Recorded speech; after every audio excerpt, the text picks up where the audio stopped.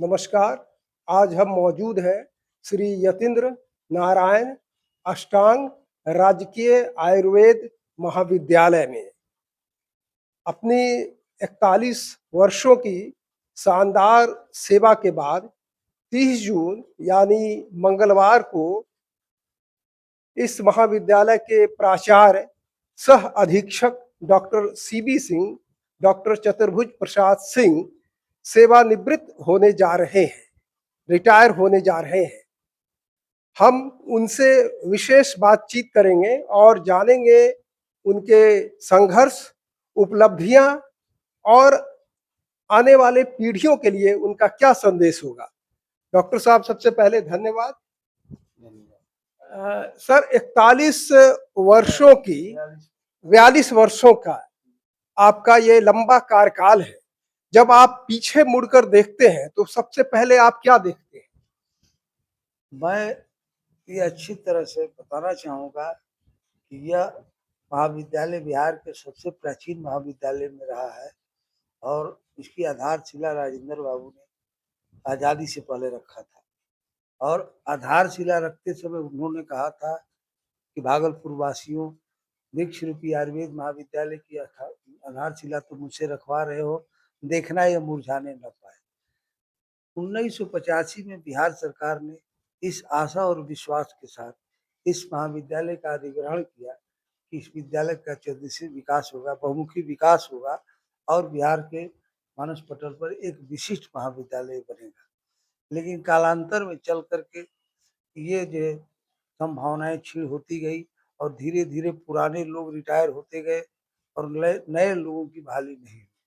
नतीजा यह हुआ कि 2004 में भारतीय केंद्रीय चिकित्सा परिषद ने सरकार को बार बार चेतावनी नोटिस देने के बाद कोई आशातीत सफलता नहीं मिली, सुधार नहीं हुआ, तो 2004 में भारतीय केंद्रीय चिकित्सा परिषद ने इस महाविद्यालय में नामांकन पर रोक लगा दिया और 2004 से आज तक यहाँ पर नामांकन पर रोक है। छात्रों का नामांकन नहीं होता है। लेकिन 2012 में बिहार सरकार द्वारा मुझे यहाँ पर प्रभारी प्राचार्य के रूप में पदस्थापित किया गया और मैं तब से लगातार इस महाविद्यालय के उन्नयन और विकास के लिए प्रयत्न करता रहा। उन्नयन और विकास के लिए आप हमेशा प्रयत्न करते रहे।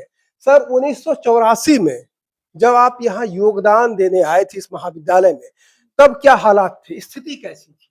यह हम आपको बताना चाहेंगे कि 1984 में यहाँ पर लगभग 400-500 लड़कों का नामांकन होता था और पढ़ते थे। दूर देश के विभिन्न प्रांतों के स्टेट के लड़के यहाँ पर आकर आयुर्वेद का अध्ययन करते थे और यहाँ से चिकित्सा शिक्षा प्राप्त करके पश्चिम बंगाल और ये मैं गर्व के साथ कहना चाहूँगा कि हमारे इस महाविद्यालय से उत्तीर्ण छात्र मुख्य मुख्य संस्थानों में उच्च पद पर पदासीन है। बनारस हिंदू विश्वविद्यालय में जो आयुर्वेद संकाय है उसमें एनेस्थीसिया विभाग के हेड डॉक्टर देवेंद्र पांडे हमारे मित्र हैं और इसी कॉलेज के पढ़े हुए हैं, वो वहाँ पर बीएचयू में पदस्थापित हैं। उसी तरह से लखनऊ में भी हर जगह हमारे छात्र बैठे हुए हैं अच्छे पद पर और समाज सेवा में लगे हुए हैं। अच्छे ओहदों पर बैठे हुए हैं इस राजकीय आयुर्वेद महाविद्यालय से जो पास आउट है। सर, आपने क्या बदलाव देखा? देखिए, हमको जिस समय यह विरासत मिली आयुर्वेद कॉलेज का, उस समय यहाँ पर छात्रों के नामांकन पर रोक था और यहाँ पर शिक्षक के अभाव के चलते सारी व्यवस्था जो है अस्त व्यस्त हो गई थी। लेकिन मैंने पहला यह काम किया कि महाविद्यालय में जो भी एसएस इंस्ट्रूमेंट, जो भी प्रयोगशाला, जो भी अस्पताल था, मैंने उसको विधिवत संयोजित कर सुरक्षित किया और सारे रिकॉर्ड में जो हमारे छात्र पहले यहाँ से पास करके वापस चले गए, उनके जो भी रिकॉर्ड है आज भी आप हमारे भंडार में देखेंगे तो उनके क्रॉस लिस्ट, उनके सारे पेपर को मैं लेमिनेशन करा करके बक्स में सुरक्षित रखा हूँ ताकि कभी उन छात्रों को इस पेपर की जानकारी प्राप्त करनी हो तो हम आसानी से उसका उत्तर दे सकें। वो हमारे भविष्य रहे हैं और मैं गर्व से उनको जो है पदस्थापित कराया, उसके लिए उनकी धरोहर चीज मैंने सुरक्षित रखा। साथ ही उनकी धरोहर को आपने सुरक्षित कर रखा है आयुर्वेद महाविद्यालय में। सर 1984 से 1912 तक आप चिकित्सक के रूप में बहैसियत एक शिक्षक के रूप में यहाँ पर योगदान दिया। उस 2012 में आप प्राचार्य पद सह अधीक्षक के रूप में पदभार संभालते हैं। तो प्राचार्य बनने के बाद आपने क्या तब्दीली और क्या कुछ नया किए, या जो धरोहर है सदै सदै और जो पतन की ओर चलता चला गया? 2012 में जब मुझे प्राचार्य पद का दायित्व बिहार सरकार द्वारा दिया गया, उस समय इस महाविद्यालय पर नामांकन का रोक ही था। साथ ही दुर्भाग्यवश इस महाविद्यालय के साथ-साथ 3 आयुर्वेद महाविद्यालय को बिहार सरकार ने सैद्धांतिक रूप से बंद करने या वैकल्पिक रोक लेने का निर्णय लिया, जिसके खिलाफ भागलपुर की जनता ने उग्र आंदोलन किया कि यह तो गलत हुआ। हमारा कॉलेज बहुत उन्नत स्थिति में था और सरकार ने उसको इस आशा के साथ ग्रहण किया कि इसका हम विकास करेंगे, और आज इसको बंद किया जा रहा है। 1 साल तक लगातार विभिन्न संगठनों द्वारा विरोध होता रहा, लेकिन सरकार के द्वारा कोई सार्थक निर्णय नहीं होने के बाद माननीय उच्च न्यायालय में यहाँ के स्थानीय वरिष्ठ नागरिक, समाज सेवी स्वर्गीय सुरेंद्र कुमार जैन द्वारा जो है जनहित याचिका माननीय उच्च न्यायालय में दायर किया गया कि इस महाविद्यालय को के साथ गलत हो रहा है, इसकी जो है विकास के लिए दिशा निर्देश दिया जाए। उसमें शहर के 9 प्रबुद्ध लोग शामिल हुए, कौन-कौन 9 प्रबुद्ध लोग जिसमें शामिल हुए थे? शाह मार्केट के हसन मानी साहब थे, अंबर होटल के मालिक नारायण तुल चांद थे, चित्रशाला के मालिक रंजन जी थे, भागलपुर यूनिवर्सिटी के डॉक्टर जोगेंद्र थे, अंगिका के प्रोफेसर डॉक्टर अमरेंद्र जी थे, शाह मार्केट में से राजेश कुमार जो है वो प्रिंटिंग प्रेस के मालिक थे, वो हैं हुए। नाथनगर से एडवोकेट थे संतोष कुमार जी। सुरेंद्र कुमार जैन जी स्वयं नाथनगर जैन मंदिर के निकट रहते हैं, और उन्होंने इस महाविद्यालय को पुनर्जीर्णोद्धार या उत्थान के लिए बीड़ा उठाया, और इन 9 लोगों के सहयोग से पटना हाई कोर्ट में जनहित याचिका दायर की गई। और सुखद ये बात है कि पहले ही डेट पर चीफ जस्टिस रेखा दोहिस जी ने आदेश पास किया कि 6 महीने के अंदर इस महाविद्यालय को CCIM के नॉर्म्स के अनुसार डेवलप करके नामांकन प्रारंभ किया जाए। यह सन 2010 की बात है। 2010 की बात है। तो वो कौन सा क्षण है जिस पर आप गर्व कर सकते हैं? नवरत्न के प्रयास से, बुद्धिजीवियों और समाजसेवियों के प्रयास से फिर से पढ़ाई की बहाली के लिए हाई कोर्ट ने कहा, लेकिन सर कोई ऐसा क्षण जिस पर आप गर्व कर सकते हो? हाई कोर्ट के माननीय उच्च न्यायालय के आदेश के बावजूद भी कोई आशातीत सफलता नजर नहीं आ रही थी। इस दरमियान एक देवदूत के रूप में हमारे यहाँ माननीय शाहनवाज साहब उस समय मंत्री थे, 3-3 4-4 विधायक लेकर के स्वयं इस महाविद्यालय में आए, और उन्होंने डायरेक्ट स्वास्थ्य विभाग से यहीं से बात किया, और इस महाविद्यालय के विकास की बात उन्होंने तय की कि नहीं, इस कॉलेज का यथाशीघ्र विकास किया गया, और घोषणा भी हुई कि यहाँ पर बहुत सारी चीज काम किया जाएगा। लेकिन दुर्भाग्यवश पूरी वो योजनाएं धरातल पर नहीं उतारी जा सकी, जिसका परिणाम है कि महाविद्यालय जहाँ था आज वहीं पर पड़ा हुआ।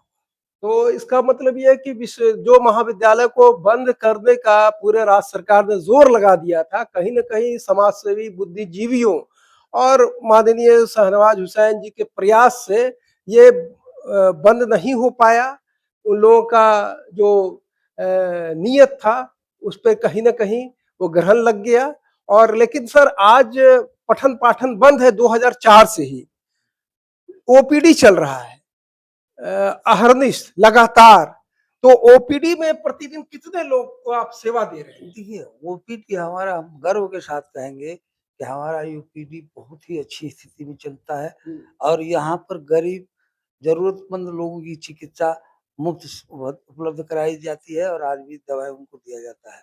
हमारे यहाँ ओपीडी में पर डे 100 सवा 100 रोगी डेली आते हैं, और उनकी जो चिकित्सा की जाती है। ये संघर्ष जद्दोजहद जारी रहा। इसी बीच एक देवदूत के रूप में हम लोगों को के सामने स्थानीय बनवारी दलानिया जी आए और उन्होंने इस महाविद्यालय का संघर्ष और जीर्णोद्धार की पीड़ा उठाई और उन्होंने माननीय मंत्री अश्विनी चौबे जी से मिल करके, अन्य विधायकों से मिल करके काफी प्रयत्न किया और बाद में आज वर्तमान विधायक रोहित पांडे जी ने इस महाविद्यालय में अभी तक 3 बार भ्रमण कर चुके हैं और उन्होंने आकर के हमारे महाविद्यालय में स्पष्ट घोषणा किया कि इस महाविद्यालय की गरिमा को मैं वापस लाऊंगा और इसके लिए जो भी हमको करना है वो मैं करूंगा। यहाँ के नगर विधायक रोहित पांडे जी जब जिला अध्यक्ष थे तो भी इस महाविद्यालय में भ्रमण करते थे। शहनवाज हुसैन जी को भी लाया उन्होंने। तत्कालीन स्वास्थ्य मंत्री मंगल पांडे के भी साथ वो आए थे और इसी माह जो पथ निर्माण विभाग के मंत्री कुमार शैलेंद्र जी को भी उन्होंने लेके आए। तो कुमार शैलेंद्र जी भी आए इसी महीने। तो उनका क्या आश्वासन रहा, उन्होंने क्या महाविद्यालय को दिया?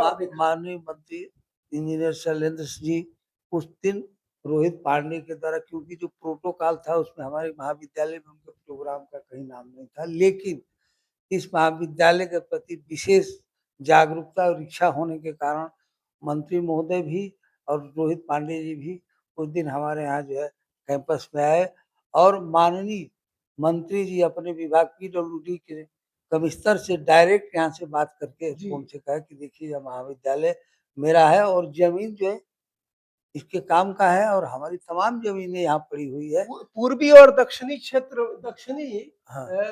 इसमें आपके 3.5 एकड़ जमीन है पीडब्ल्यूडी की। नहीं, हमारी जमीन 3.5 एकड़ एक कैंपस में, हमारे बाउंड्री के बाद 4.5 एकड़ जमीन पीडब्ल्यूडी की खाली पड़ी है, जो कि 2022 में सीओ नाथ नगर द्वारा अपना पूरा जांच रिपोर्ट बना करके डीएम को दिया गया और डीएम साहब ने अपना रिकमेंडेशन पीडब्ल्यूडी से प्राप्त करके ये जमीन पर जांच करा कर कि हाँ यह महाविद्यालय को दिया जा सकता है, कोई आपत्ति नहीं है।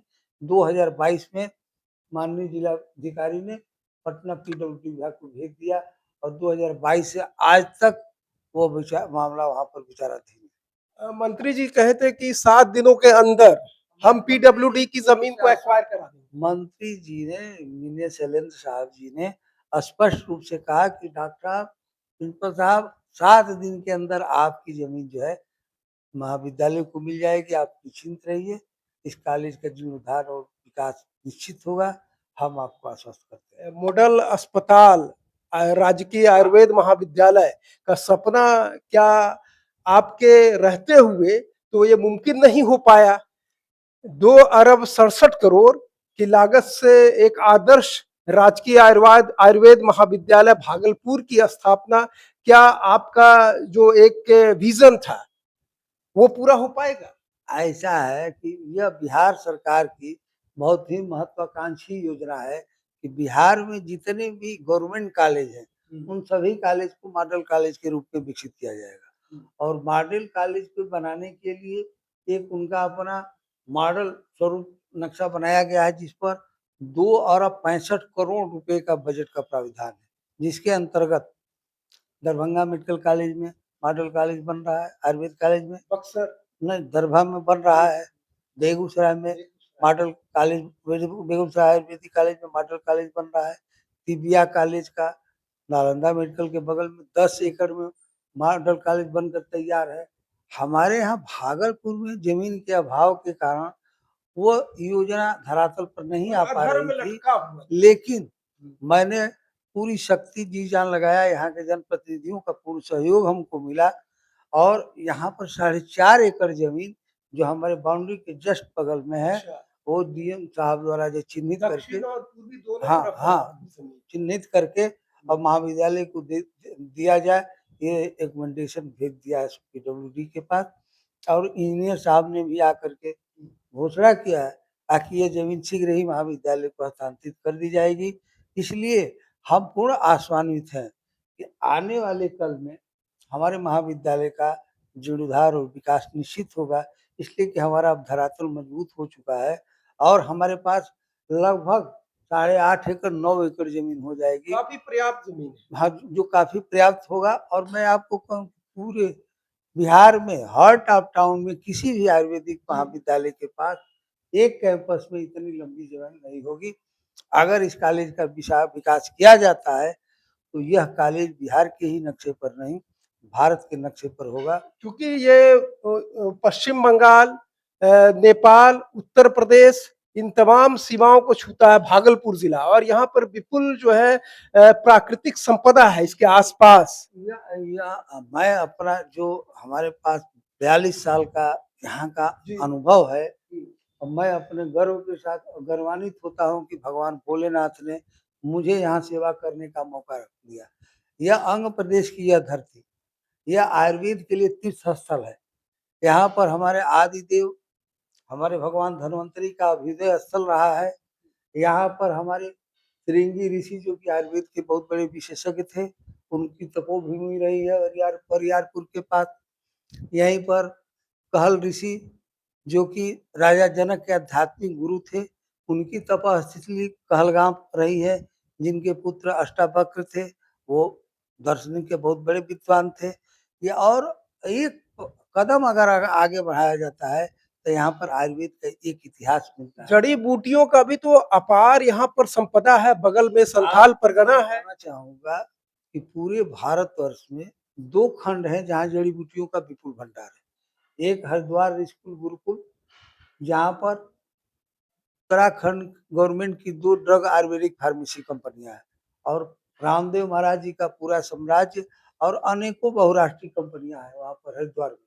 और दूसरा कोई कालखंड है जहाँ जड़ी बूटी का विपुल भंडार है, वह जो है यंग प्रदेश का संथाल परगना देवघर दुमका की एरिया है, जमीन है जहाँ पर जड़ी बूटी का विपुल भंडार है। अगर यहाँ पर बिहार सरकार अपना फार्मेसी संस्थान, औषध निर्माणशाला करे तो हमको कच्ची औषधियाँ बहुत ही सस्ते दर पर मिलेगी, और हम उच्च क्वालिटी का औषध बनाकर के पूरे बिहार में आयुर्वेदिक डिस्पेंसरियों को दे सकते हैं।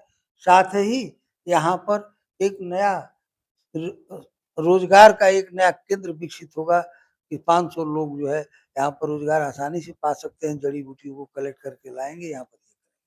न केवल यहाँ पर चिकित्सा हो पाएगा, बल्कि कच्चा जो यहाँ पर मेडिसिन है, औषधि है, वो भी पर्याप्त मात्रा में बगल के संथाल परगना के पहाड़ियों में है, और यहाँ से दवाइयों का निर्माण कर बाहर भी जो है निर्यात किया जा सकेगा, भेजा जा सकेगा, बेचा जा सकेगा। सर, अब क्या है कि इतने आपका 42 वर्षों का जो कार्य अवधि रहा, कार्यकाल रहा, तो उसमें कौन सी ऐसी घटना है, किसी तरह घटना जो बिल्कुल आपको हमेशा याद है, कुछ इस तरह का? देखिए जो मैं भुला अपने पूरे कार्यकाल में हाँ। इतना जरूर अपने श्रम से और मेहनत से संतुष्ट हूँ कि मैं इस महाविद्यालय के लिए एक ऐसी आधारभूत संरचना मजबूत कर तैयार कर लिया हूँ कि आने वाले कल में इसका निश्चित उन्नयन और विकास होगा। साथ ही इस खंड का ये सौभाग्य है कि यही एक ऐसा खंड है जहाँ पर भागलपुर आयुर्वेदिक कॉलेज का, जहाँ पर 4 प्रदेश की सीमा, 3 देशों की बॉर्डर यहाँ पर मिलती है। अगर यहाँ पर इस कॉलेज का उन्नयन और विकास किया जाए तो इंटरनेशनल स्तर पर हम इसको जो है ना, यानी कि अंतर्राष्ट्रीय स्तर पर इसकी पहचान राजकीय आयुर्वेद महाविद्यालय नाथनगर का हमारे पास है। जी। उसके बाद जो है सिक्किम, बंगाल, बिहार, झारखंड, उत्तर प्रदेश, इन स्टेटों की सीमाएं हमारे पास मिलती है। और यहाँ पर जड़ी बूटी का भंडार होने के नाते यहाँ औषध निर्माण करके हम इसको जो है दूसरे जगह पर भी भेज सकते हैं। क्योंकि आपकी सेवानिवृत्ति 30 जून को होने जा रही है, तो सेवानिवृत्ति के बाद की आपकी योजना क्या है? देखिए, मैं अपने जीवन का बहुत ही बहुमूल्य समय इस महाविद्यालय में व्यतीत किया हूँ, और बाबा भोलेनाथ के आशीर्वाद से मुझे उसमें इतना आत्मबल था कि मैं इस विद्यालय के उन्नयन के लिए बहुत ही संघर्ष रहा हूँ, और यहाँ के जनप्रतिनिधियों को, सिर्फ जनता का, स्थानीय निकाय के लोग हैं, जैसे आर्य समाज के परिवार का, गायत्री परिवार का, और भी संगठन हमारे महाविद्यालय के विकास के लिए इसमें काफी मदद किए हैं। सेवानिवृत्ति के बाद सामाजिक और शैक्षणिक कार्य से आप जुड़े रहेंगे?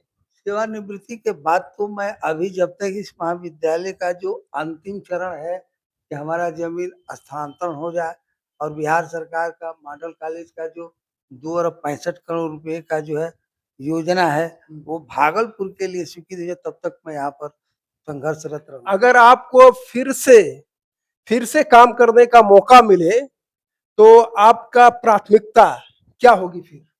देखिए, यह सरकारी सेवा में ये एक प्रक्रिया है ताकि हम सेवा में योगदान करते हैं तो एक निश्चित काल अवधि तक कार्य करने के बाद हमको सेवा से निवृत्त होना पड़ता है।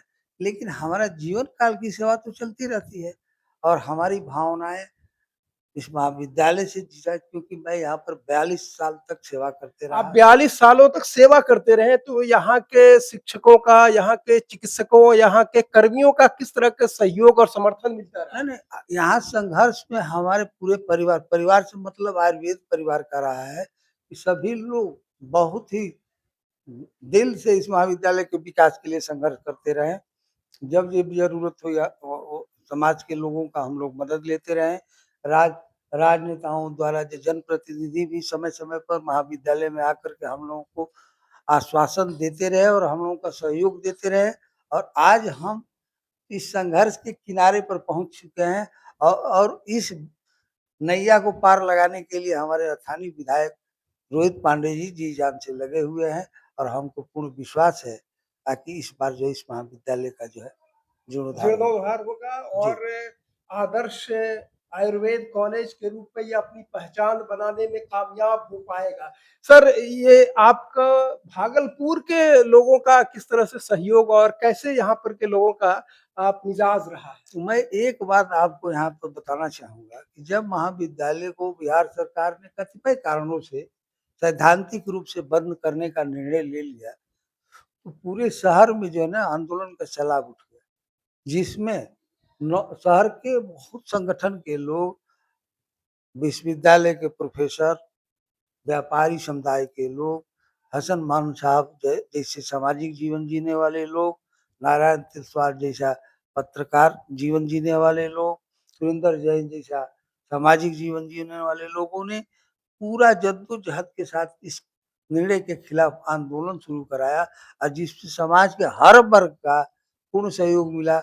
हसन मानी साहब ने कहा था उस समय कि डॉक्टर साहब, ये आयुर्वेदिक महाविद्यालय नहीं है, ये भागलपुर का नाक है और इसके बचाने के लिए कुछ भी करना पड़ेगा तो हम सब लोग मिलकर करेंगे, ये विद्यालय कहीं नहीं जाएगा। आप आश्वस्त रहिए और हम लोग आपके साथ हैं, महाविद्यालय के साथ। अब साकार होता दिख रहा है। इसी माह इंजीनियर शैलेंद्र जी आए, रोहित पांडे जी का भ्रमण हमेशा होता रहा है इस महाविद्यालय और आपके सानिध्य में आगे बढ़ता रहा है यह महाविद्यालय। ओपीडी कभी भी बंद नहीं हुआ है।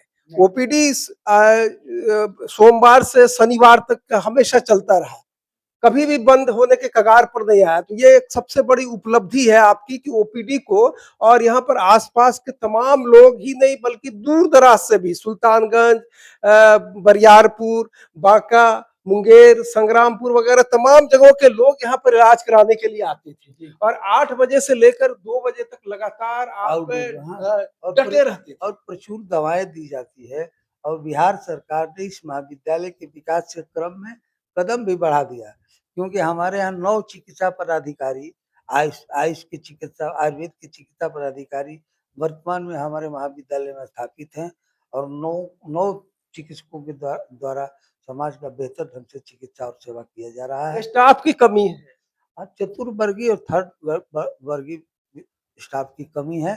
आशा है कि यथाशीघ्र बिहार सरकार द्वारा वो जो आवश्यकता पूर्ति। सर, आप अपने परिवार का कितना सहयोग मिला आपको?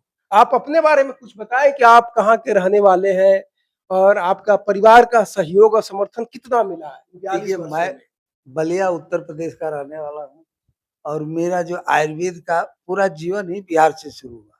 मैं 1975 में मोतिहारी में रविन्द्रनाथ मुखर्जी आयुर्वेद महाविद्यालय में अध्ययन काल में अध्ययन किया और वहाँ से बीएमएस करने के बाद वहाँ से सीधे हम 1984 में भागलपुर आयुर्वेदिक महाविद्यालय में और सौभाग्य से मेरा यहाँ पर पदस्थापन हुआ और 84 में हम सितंबर माह में यहाँ पर अपना योगदान दिए और बाबा की कृपा से 85वीं इस सरकार इस महाविद्यालय का अधिग्रहण कर ली और तब से 85 से लेकर के लगातार मैं इस महाविद्यालय में सेवा देते आ रहा हूँ, संघर्ष करते आ रहा हूँ और इस विद्यालय के लिए बेहतर करने के लिए समाज के साथ कंधा से कंधा मिलाकर चलता रहा हूँ, जिसका परिणाम आज सामने है कि जमीन प्रचुर हमारे पास उपलब्ध हो गई और हमारे पथ निर्माण विभाग के मंत्री इंजीनियर शैलेंद्र सिंह जी द्वारा आकर यहाँ घोषणा किया गया कि यथाशीघ्र आपको जमीन मिल जाएगी और इस पूरी लड़ाई के बीच हमारे बीच मसीहा के रूप में हमारे बनवारी दलानिया जी जो हैं, जो कि आरएसएस के बहुत पुराने स्वयंसेवक रहे हैं और उनके पास बहुत ही संघर्ष का तजुर्बा अनुभव रहा है और उस अनुभव का फायदा इस महाविद्यालय को मिल रहा है और उनकी प्रेरणा से अभी इस महाविद्यालय के कैंपस में 5 जो है महर्षियों की चरक, सुश्रुत, बागभट्ट और नागार्जुन और भगवान धन्वंतरी की मूर्ति स्थापित की गई और लगभग सैकड़ों जड़ी-बूटियों दुर्लभ जड़ी-बूटियों का वृक्षारोपण इस कैंपस में किया गया है, जिसमें स्वर्ण चंपा, कटहली चंपा, शिवलिंगी रुद्राक्ष और उसके बाद से कदम, चंदन, रक्त चंदन, श्वेत चंदन, कर्पूर और बहुत सारी जो बिल और अर्जुन, ये सारी जो है दुर्लभ वनस्पतियाँ यहाँ पर उनके द्वारा प्रेरणा से लगाई गई और आज बड़ी अच्छी आज भी ये बड़ी अच्छी स्थिति में है, ये आपका अमृत वाटिका। तो डॉक्टर साहब, आपने 4 दशकों से अधिक समय तक आयुर्वेद, शिक्षा और समाज की सेवा की है। मेरे चैनल न्यूज़ टुडे 313 की ओर से आपके आपके स्वास्थ्य, सुखद और सक्रिय जीवन की ढेर सारी शुभकामनाएं। धन्यवाद। मैं इसके लिए पूरा महाविद्यालय परिवार की तरफ से आपको साधुवाद धन्यवाद देते हैं कि आप अपना बहुमूल्य समय निकाल कर हमारे पास आए और हमारी समस्याओं से रूबरू हुए और आपका हमेशा सहयोग इस महाविद्यालय के उत्थान में मिलता रहा है। इसके लिए मैं पूरे परिवार की तरफ से आपको धन्यवाद देता हूँ। शुक्रिया सर, धन्यवाद। अब सर थोड़ा चलते हुए में, हाँ हाँ,